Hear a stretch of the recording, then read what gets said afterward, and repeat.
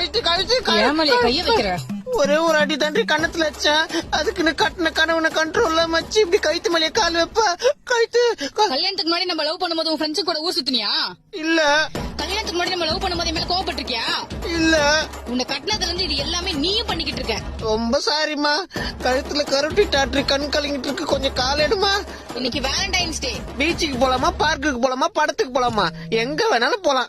Current bill இருக்கே அது கட்டிடுறேன். வீட்டு வாடகை? ஐயோ அது என் கடமைமா.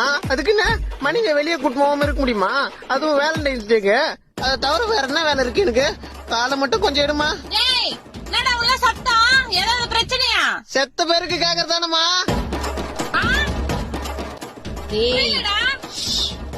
என்னாச்சு? சும்மா ரீல்ஸ் பண்ணிட்டு இருக்கோமா.